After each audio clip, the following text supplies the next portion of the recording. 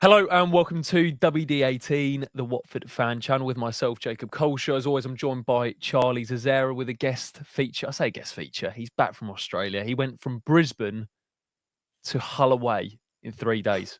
It's Sam Yuko. He'll be featuring with his match reaction very shortly. Charlie, it finished Hull City 1, Watford 1 last night. We're going to get into it, discuss what was probably one of the most boring games I've ever watched until the last 10 minutes. I mean, it was pretty dull, I thought, anyway. But it's a point on the road against bottom of the table Hull City, which actually, think of the context, the new manager bounce. It was probably the worst time to play this Hull City team this season, who have really struggled in the first part of it. Charlie, how are you getting on? How's life? It's nice to be back because it feels like a while since we've done a pod.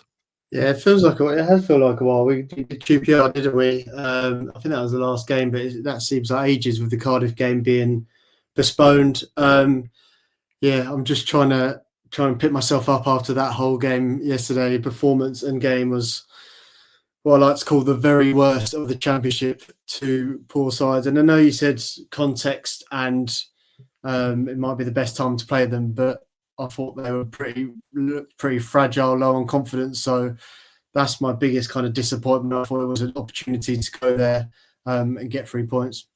No, absolutely, it was. I think even with, I say, our poor away form, when you compare it to our home form, Watford haven't delivered away from home. You'd still, I think, expect us to go there and win. On another day, I mean, don't get me wrong, Hull's goal shouldn't have been allowed. I mean, I think we'll get into it. It should have been disallowed. But I thought overall a point was a fair result. Do you have that weird thing when you explain to your mates what game you watch when it's like a Champions League week? Because they're like, oh, what game did you watch last night? Arsenal, Monaco, Juventus, City. I'm like, no, mate, Sky Sports Plus, Watford Hull. I don't know if you have the same dilemma, because I have to explain to my mates every single time while I'm watching Championship football over the Champions League.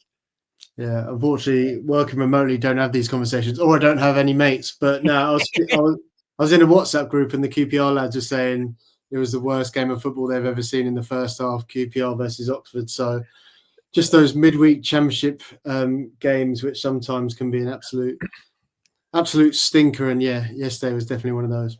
Let's get into it. Hull City 1, Watford 1. As always, this is brought to you in partnership with Hertfordshire Mind. Make sure to check out our initiative for this season, £1 for every goal Watford score. There's a link in the description below to get involved with that. You can leave a like on the video if you want. Drop us a 5-star review. Subscribe to WD18. Apologies for a little bit of a break, obviously, with the Cardiff game being postponed last week. We didn't do a pod. We just thought we'd give it a week off, have our sort of own mini international break after that game got called off. And then we were back in action away at Hull before obviously West Brom making the trip to Vicarage Road on Sunday. Let's go through the team, Charlie. In goal, Daniel Batman, a back throw, Porteous, Sierra to Pollock, and Ngakia coming in at right wing back, Larousse at left wing back, Loser and Kiembe as the midfield two, Kiembe dropping in from that sort of right forward position that we've come to know, with Tom Ince roaming in a 10, attacking midfield position, and then Chatford Datsy just playing off Vacuum Bio up front. Now, Charlie, we would be ignoring the noise that we saw online before the game started. A lot of people weren't particularly happy with the team. They felt it was quite safe from Tom Cleverley, a team that maybe, well, definitely on paper isn't our best team available. Why do you think Tom Cleverley went with the team that he went with there?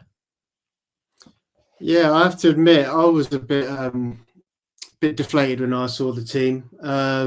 It just seemed like it really lacked anything to make you excited, really. It seemed really, really pragmatic, which, considering the context of us having a week off, you think would be fresh and allowed to be raring to go. And yeah, I think it kind of does a bit contradict what Clevs was saying earlier on in the season about the importance of taking risks. And I was just a bit deflated with the team because I just felt like it lacked any real pace and power that's going to help us in this game, and we can't just rely on Georgie for that creative spark. Obviously, Bio leading the line. We'll get into his performance and movement a bit later on, but yeah, that midfield three of Loser, Kiembe, and Ince just didn't really get hold of the game. And yeah, I was a bit disappointed. How did you feel? Did you understand a more pragmatic approach? I think that the overriding feeling coming away yesterday is that it's a missed opportunity. I think we can, as I said at the start, you can sugarcoat it in whichever way you want with Sellers coming in. It's cleverly mentioned the siege mentality. I think with the way Hull have played this season, you'd like to think Watford could go there and win, and if not, put in a better performance than they did yesterday. Because the first half, as we'll get into, was pretty flat, as was the second until the last 10 minutes where it sparked into life. I just felt there was a couple of positions where I thought I looked at left side. With actually Larousse played pretty well, so I was wrong on that one. I think potentially I would have played Ebosele over Ngakia on the right hand side.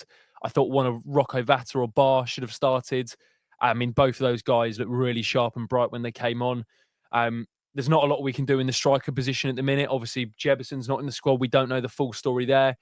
Sissoko, Morris. I think, do you know what? The biggest one for me, Charlie, was Pierre Duomo. I've seen enough from him to think he should be starting for Watford. Over Edu Kayembe in a midfield too. And I actually think Loser and Duomo really complement each other with the attributes they have. I'm not sure about that midfield two of Loser and Kiembe. For me, the balance doesn't seem quite right. But Duomo was one that I thought should have played. I thought Festi Ebosele should have played on the right. And then one of Bar or Vata playing instead of Ince, potentially. So that I probably would have made 3 changes. I'm trying to work out the sort of situation that Tom Cleverley found himself in. Do you think, Charlie, when you look at the game yesterday, that almost Tom Cleverley went a bit Valérien Ismaël, where he's trying to find the balance a bit away from home, pick quite a stable, safe team, if we're being honest, and then lean on the subs to change it. And whilst maybe he would argue that worked in the first half, it felt like we kind of were walking into trouble in the second half. Do you see what I'm trying to say there? 100%. It's funny you say about Valérien Ismaël because that definitely crossed my mind. I was like, this looks like a Valérien Ismaël team, and I think we've mentioned that before. And I know we've said about the kind of away results, but we've seen, I think, in the last couple of months some really positive away performances. Obviously, Sheffield Wednesday, and then I thought Plymouth, especially in the first half, we were really good. And yeah, like you said, like I just think there can be a balance to it. Like either start Vata or Bar. I know we've got Georgie, but we can't, like, apart from Georgie, who else is going to be creative? And yeah, that midfield. Loser last couple of weeks. I don't know if it's a QPR game, but I felt like Loser kind of been coming into it and dictating. And at the start of this game, I thought, okay, this is one for Loser. He's getting the ball from the defence. He's having the touches. Can he dictate it? And it's like he's slowly kind of drifted away. He had obviously that altercation with Palmer that kept dragging on. I don't think his mindset when it comes to that or his football IQ is the highest. And the second half, he was kind of non-existent. So I was disappointed by that.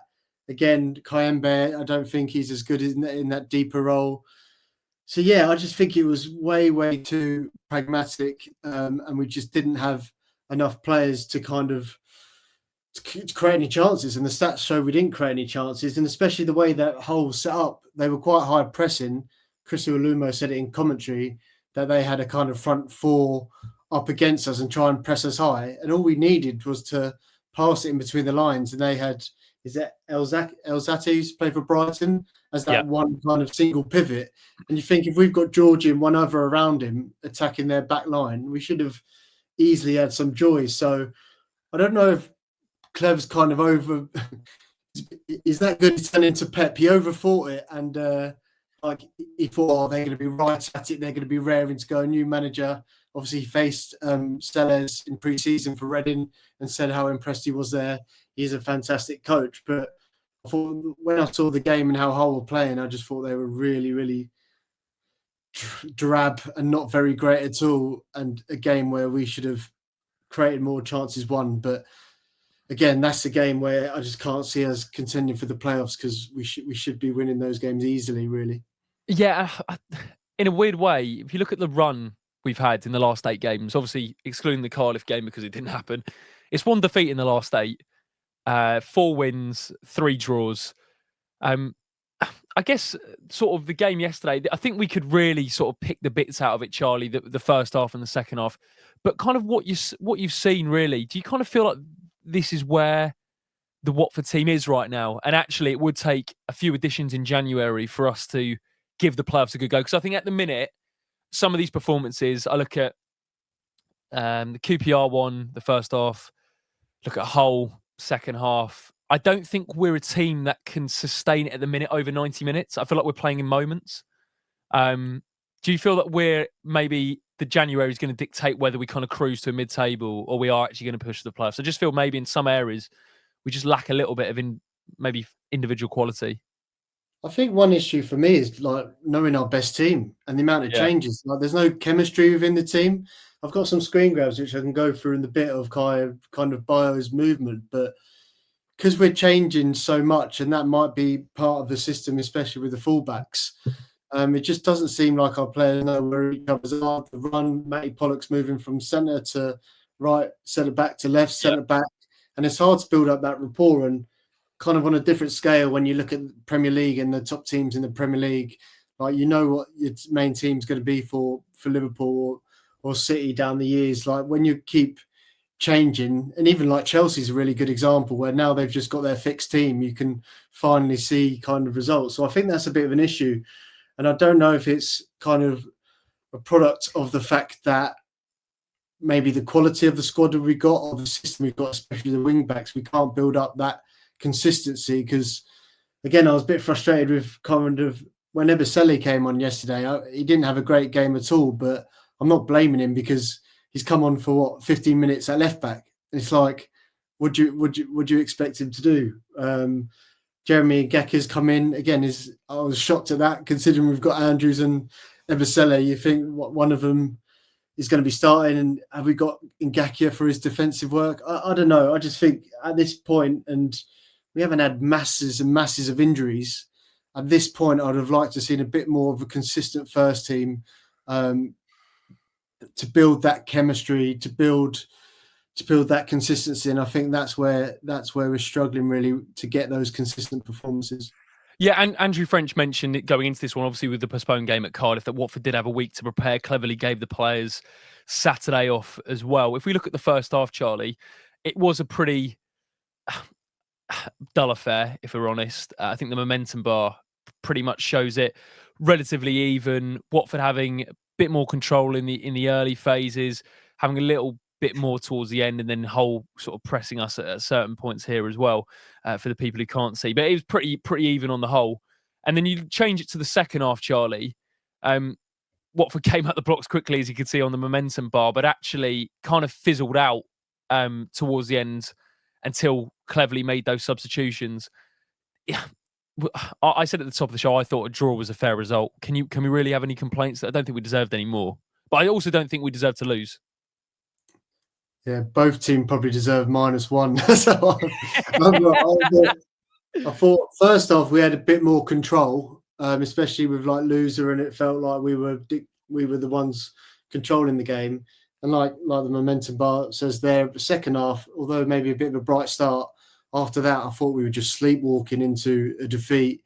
And again, they were kind of limping their way to creating chances. And then when they scored their goal, I was like, that goal of poor ball in, ricochets off someone's hand and goes in our player. It just seemed like one of those crap games and crap goals that we've seen in the last 2-3 years at Watford. And I was pretty disappointed, in a foul mood. And then it just seems like, we've got to rush to get a result. And like I tweeted last night, thank God for Quadro Bar, because again, he's got us out of jail.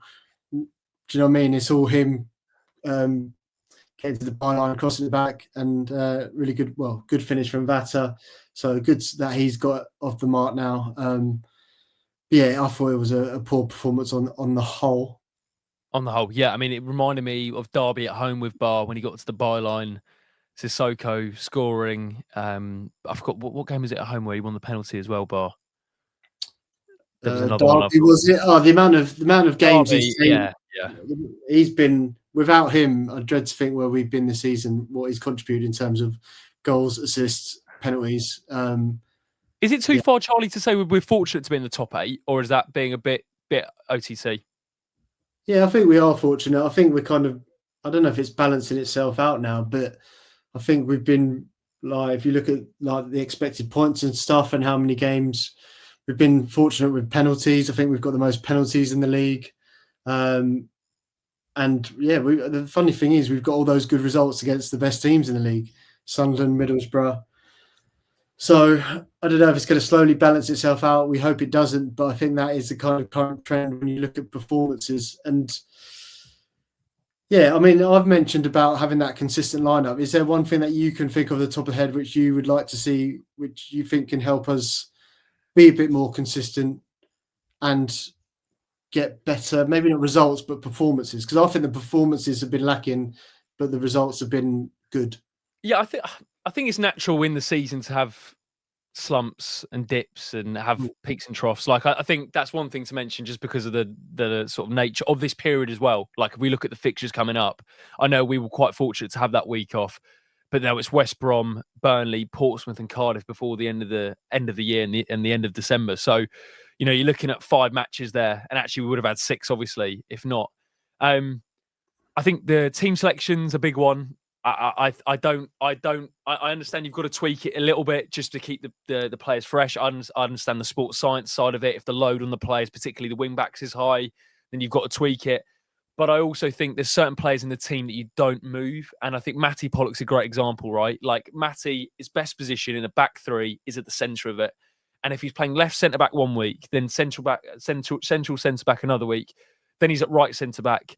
And the back three's changing quite a bit. I just think there's some positions, maybe this is a bit old school, that I just don't think you tweak with. So I completely agree on the team selection. I think there's a major issue with our striking situation as well. I felt at times, even yesterday, I'd go as far to say we're playing with 10 men in terms of what Bayo was offering to the game. Now, he's, again, a player who's like that, very much up and down. And I feel he's in the down period at the minute. And we don't really have another option to play down the middle. We tried Bar. It didn't work. Tom Cleverley mentioned yesterday that Rocco Vatt is our best finisher at the club. He's not going to play as an out-and-out striker. So I think that's a major thing for Watford. I really do. I think when you're playing a sort of lone striker, really, with 2 wingers, you need that person to be dropping him, linking up play. And I felt that Bayo yesterday didn't do it. I felt against QPR, he didn't do it. And some people might say it's a little bit harsh to single out one player, but I do think there's been a theme with his performances.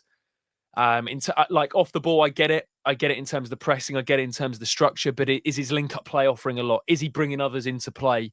Because, yeah, it was all well and good scoring 4 against Sheffield Wednesday and then going on a decent run. We had an unbelievable November. But actually, is he offering more than just that? Which I think in the system that Tom Cleverley plays, you need your striker to do that. And I also think, mate, whatever anyone says, the fact that we don't have another out-and-out option at the moment is a concern because, I mean, look, great example, 2014-15. You had Vidra, Forestieri, Deeney, Igalo, 4 strikers there that you could rotate and change it depending on the opposition, depending on the way we're playing, depending on the situation. But at the minute, we only have one striker and one way of playing with that striker. Jebuson's a fascinating one, though, Charlie. So they're kind of my 2 things. I think there's certain positions. I think the midfield 2 needs to be worked out. And look, maybe it's because we're seeing it through a microscope and we're watching Watford as much as we are that we're picking out these things. But I think there's key positions. I think you look at the spine of the team. Backman doesn't really change, obviously. Pollock's in and out. Sierralta's sometimes playing there. Sissoko played most of the season, is in and out at the moment. Now Luz is back in. Kiembe's been dropping in. Bayo's not performing to the level we've seen before. And I think that's a major part of it. If your spine isn't functioning the way it has been, then actually, it's to be expected. Jebon, though, I wanted to touch on him, Charlie, because I know you're frustrated that he hasn't played as much as we thought he would in a Watford shirt. Is it getting to the point now where we cut our losses in January and then look to reinvest that money into another player? Because at the minute, as I said, we haven't got another number 9 option. Yeah, I'm really disappointed in this one. Obviously, I really like the signing in the summer, like the profile. I thought it was perfect in terms of his size, his kind of what we wanted from someone out of possession in terms of pressing and kind of that age. And he's been signed by Bournemouth, the Premier League team, played in the Premier League. Something's happened there. Obviously, that might come out in the wash at the end of the season or whatever. But the fact that he's watching these Bayo performances and he can't even get on the bench is really worrying. I think Sam said yesterday that he was there for the game, but fine if he's done something wrong and it's not working, and drop him out of the team. But he can't even get into the squad now, so something must have happened there. which is a real shame. So if that is the case and Cleverley's not budging on it, I know Cleverley said differently, but I think there's a kind of psychological thing or messaging that you want to put out to the media that might be a bit different from the truth, because the reality is you can't even get a look in. If that is reality, and if you're not going to play him, cut our losses and let's try and get one before. And I think it's a really good point that you said about the striker position, how much it hampers us. And again, I think when looking at the best version of this system would probably be Ruben Amorim at Sporting, and their striker, what he offered Victor Gyökeres in terms of not only his finishing, but the actual running the channels, the link up, how he plays in the pockets and works with the fullbacks, and the tens as well. And we're not seeing any of that. I quickly wanted to show kind of some clips of Bio and why he really frustrated me. Before I do, in my head, I've got Bio as I call him like a 1 in 5. Like he looks good one game and he's off 5. Is that fair? Yeah, probably the stats back it up as well, Charlie. I mean, I did mention that we don't have another number 9, but someone who can play there is Mamadou Doumbia. He does look extremely raw at the moment, so that's one that I don't think Cleverley, one player I don't think Cleverley will throw in to start.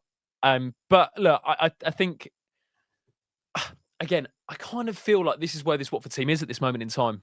I really do. I think in terms, you look at the team, in terms of the way we're playing, in terms of the fact that Cleverley probably can't, he's rotating it here and there, he's tinkering with it here and there. But people yesterday, and understandably so, were frustrated with the team he put out. And don't get me wrong, I didn't agree with the whole team selection, but there was also part of me which thought, I kind of, as you say, feel like we're probably a little bit lucky to be 8th. So it kind of balances itself out for me. We're still massively overachieving. I think that's one of the things they say. The fact that we've done so well is probably Cleverley's Achilles heel, a little bit. Yeah, the expectations has grown. Yeah, and I think if we were, again, also the fashion probably of the game, if we had played well and drawn 1-1, I think the tone of this podcast would be completely different. But because we didn't play to maybe the level we've seen this season, and also the fact that Hull are in the position they are in, don't get me wrong, there is always going to be a bit of a new manager bounce. I think that's just natural. There's a different tone to it. I guess, Charlie, we could delve a little bit deeper into it. Do you want to maybe just run through? Is there anything else really to mention in terms of just overall Watford? But if we talk about individuals, and we'll talk about the substitute impact on the game, because they did really change it. But I know you had a few screenshots that you wanted to. Yeah, let's get the negative out of the way with Bio. And this is something that I noticed during the game. 2 phases of play here, which are kind of identical. And how many times have we seen this season? Kind of Georgie running down the left, Larousse with him, and I think Larousse's like attacking, like his delivery is really good. So Bio's got a good view of this, and kind of as he's building up, his scanning's quite good. He's looking at where the defender is.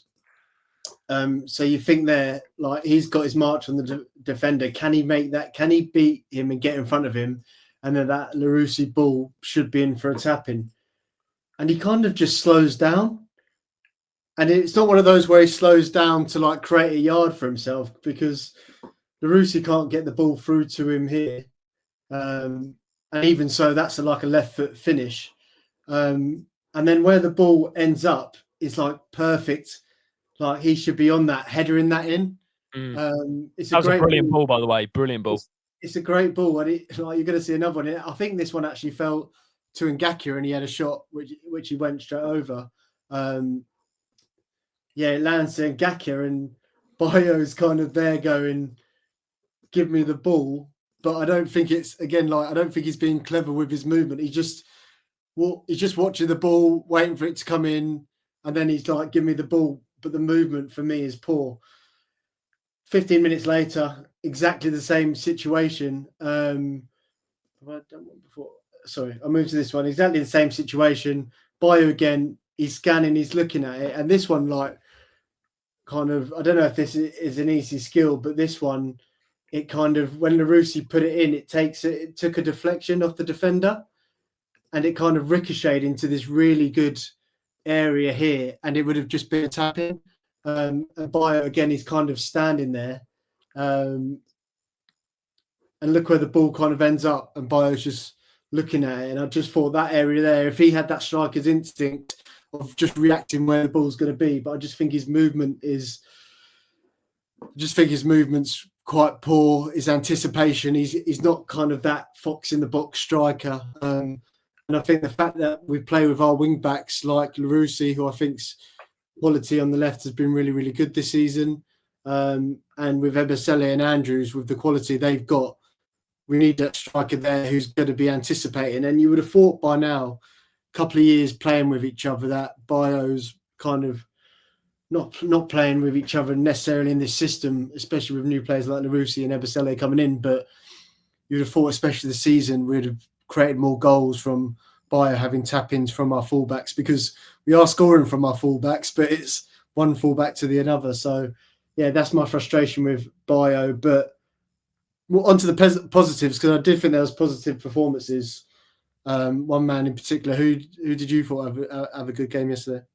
Yeah, I mean, I thought, as you say, Larousse, I thought looked bright down the left-hand side. Two brilliant deliveries, which Larousse going forward, I don't think there's any questions about his sort of ability. I thought Pollock was decent.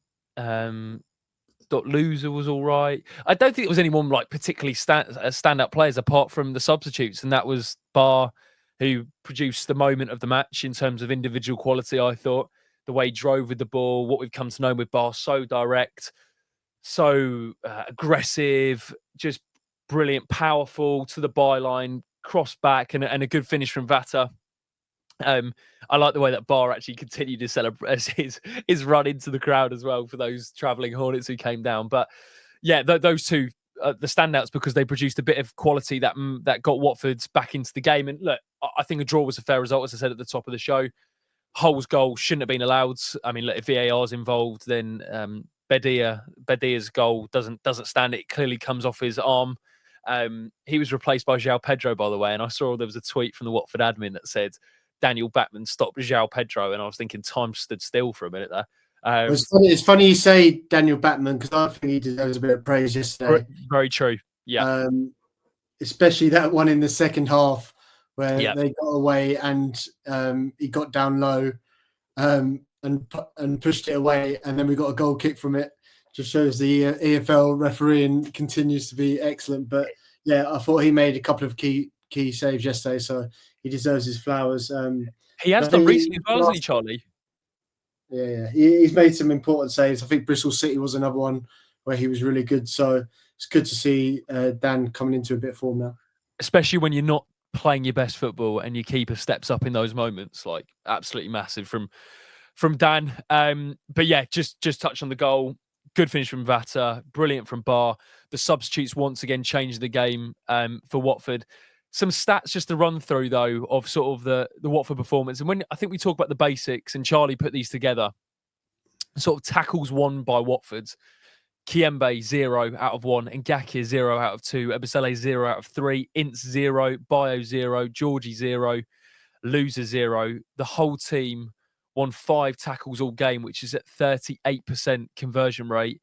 Hull had 14 tackles, which is a 70% conversion rate of their tackles. So that sort of goes to show in terms of the basics that Watford lacked, really away from home, in terms of individual duels, winning your individual battles, which sounds pretty, we could talk about all the tactics in the world, but sometimes it is as simple as actually the individual battles and winning it. And Watford didn't win that side of it. Overall, Charlie, is that 1 point gained or 2 dropped when you come away? Considering performance, it's 1 point gained massively.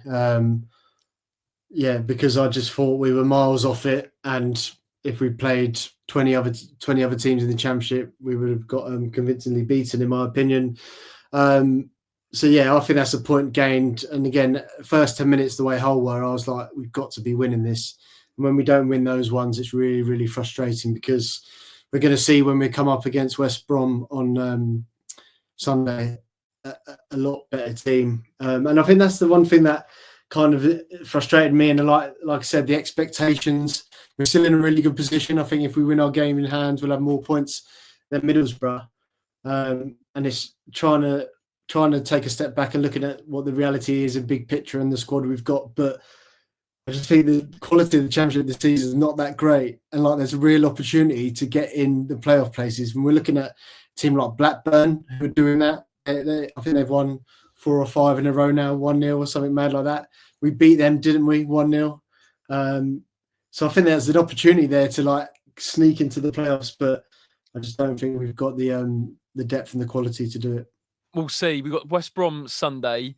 And if you look at sort of wrapping up 2024, 3 home games and 1 away game. So the away games at Burnley next week on the 21st of December, West Brom at home on Sunday, and then we have Portsmouth at home on Boxing Day, followed by Cardiff at home on the 29th. Watford is still yet to lose at home under Tom Cleverley, and also lose at home this season at Vicarage Road with 3, 4, 5, 6, 7 wins and 2 draws, which is a phenomenal record.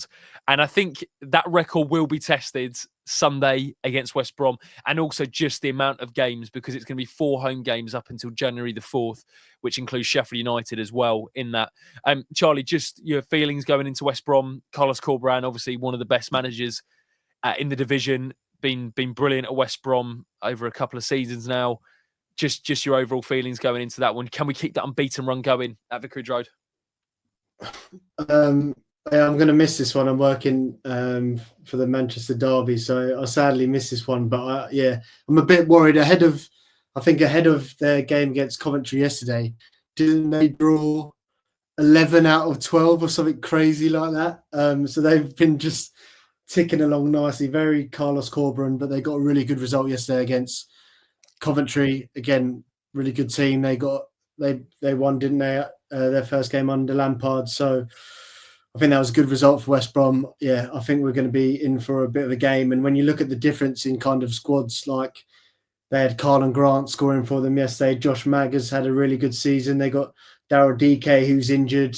Players like Marky Johnston. I'm worried. I'm worried about that. That unbeaten run. I would snatch a point if it was offered to me now. I think it's going to be a real test, especially the way the momentum is. So, yeah, let's have a draw and get out of it, and then we have some favourable runs going into the festive period. Can you see, apart from Burnley, obviously next week, but can you see, how do you think West Brom's going to play out, and who do you think should start? Weirdly, though, we're better against the better teams in the division. We've struggled, actually. If you look at the bottom 5, Watford's haven't really got going when we played those teams in the bottom half of the table, whereas actually you look at the teams at the top, bar obviously Sheffield United and Leeds. We beat Sunderland, we beat Blackburn, we beat Middlesbrough, Bristol City we beat, who are all in the top half. So it wouldn't surprise me if Watford's put in a brilliant performance, or if not win on Sunday, genuinely, just because of our home record as well.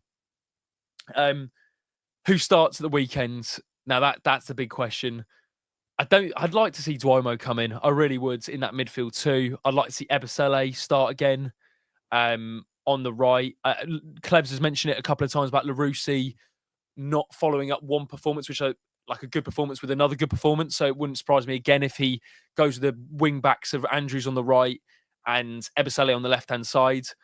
I think Ince will probably come out for Bar potentially. And I think Sissoko might come in as well. So there are just a few to throw the radar. I think the wing backs will change to Sissoko. That'll be the 3 if I had to put a bit of money on. But I'm not a betting man, but if I had to put a bit of money on. And then maybe Ince comes out for one of Bar or Vata. But obviously, we'll wait and see. Predictions, Charlie. So you take a draw. I'm going to go. Do you know what? I'm going to back Watford. I'm going to go 2 on Watford. Yeah, I'm going to go 3-3. Just casually dropping a 6-goal thriller. Yeah, but I said it a few weeks ago on the post-match pint, and I think what we need to see now for this team to get to the next level is a statement performance and win. Yeah, I can't remember last time we've had both. Oxford, we played well in the second half, didn't we? But that's Oxford. Even Sheffield Wednesday, we didn't play that great in the first, but the second half we played brilliantly. Yeah, Stoke was like probably the last complete performance we've had. Yeah. I know Sunderland, I think we played well first half maybe. So I think that's what we're looking for. We're going to be on TV. I think for this Watford team to get to the next level, we need to stand up and see a kind of statement victory against a good team like West Brom. I think it's going to be a really, really tough game. But I would be buzzing to see us get a nice win. And then we've got Burnley going into it. So that's what I want to see for the team, a statement victory at some point sooner rather than later. And I guess it's how you see it, right? If you're a bit glass half empty, that maybe we both are today. I think we'll both agree on that. We're a bit glass half empty after that Watford performance yesterday. But if you're glass half full, if you had said to me at the start of the season that we'd be on 31 points after 19 games, 8th in the league, I would have absolutely taken that, regardless of how we played. So it is really interesting. I know that doesn't tell the whole story, but sometimes I need to remind myself to take a step back and go, look, Cleverley, in his first managerial job, there's a lot of young players. It has been stripped of a number of players over the last couple of seasons, and a lot of people wrote this team off. And we are doing a lot better than I certainly thought anyway. So look, we'll see come Sunday. West Brom at home. We will be there. Charlie's not there on Sunday. We're going to be doing a post-match pint at the Mad Squirrel. Sam's going to be making his return to WD18 officially. And we didn't. Do you know what, Charlie? We didn't even include Sam's voice note, which is probably the way we're going to leave it. So I'm going to sign this video out. Thanks so much for watching. Drop us a 5-star review if you're listening on audio. Leave a like, subscribe, comment down below your thoughts, all that good stuff. And the man who's going to leave us, and I'm going to probably put an image over this, is Sam Yuko. So this was Sam's thoughts. He was at the game yesterday. He was in the away end. He went from Australia to Hull in 3 days. This is what he had to say. Hi guys, so I was going to send over a video, but having got very limited sleep after getting back from Hull at about 4 a.m. and I'm incredibly jet lagged as well, I just thought I'd send a voice note instead. It was a really poor performance last night from Watford. When the team news came out, I think a lot of people were frustrated, might be the wrong word, but a little bit confused. I think some people wanted the handbrake to be let off a bit more.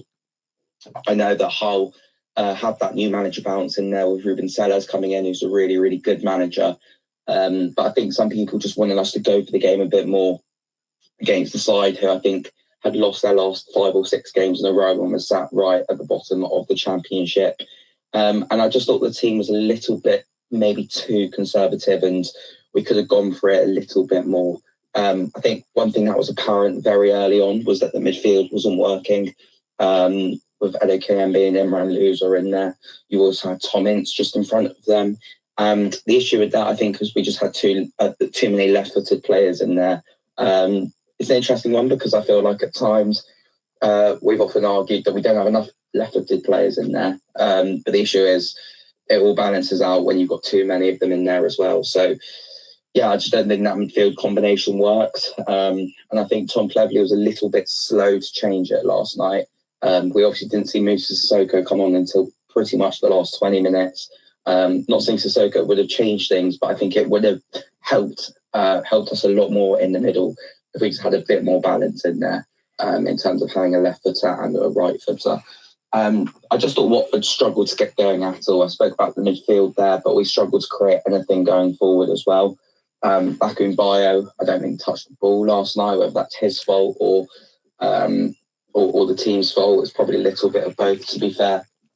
But that was incredibly frustrating. I thought Tom Ince worked hard, but just couldn't really get into the game. And I thought Chatfatadze had a bit of an off day yesterday as well, particularly his set pieces were really, really, really poor. I don't think any of Watford's corners that he took got past the first man, and his free kicks as well were quite poor, and he got taken off. I think Tom Cleverley recognised it's been a bad day for Georgie. Let's get him off and just keep him fresh for the West Brom game at the weekend. I haven't seen the whole goal back yet, but I've heard it was a little bit controversial. Maybe a handball in there. I haven't seen it back yet. But it was a weird one because obviously, I mean, Rocco Batta equalised for Watford, an incredible run by Quadro. And I do think it's a weird one. I don't think we deserved a point, but I also don't think we deserved to lose that game on the basis that I thought both teams were really poor. I think it was a case where probably both teams deserved to lose, which made the draw a fair result. So, yeah, a frustrating one. One that I'm sure Tom Cleverley will learn a lot from. I think the thing that is coming quite clear in the last few weeks is that I think Cleverley just needs to work on his starting 11s a bit more, because I think that's proving to be a bit of an issue at the moment for us. But yeah, hopefully we can pick up a result against West Brom back at Vicarage Road as well. And yeah, looking forward to catching up with you both at the West Brom game. Up the audits. Thanks for watching, guys. Take care and up the audits. You odds.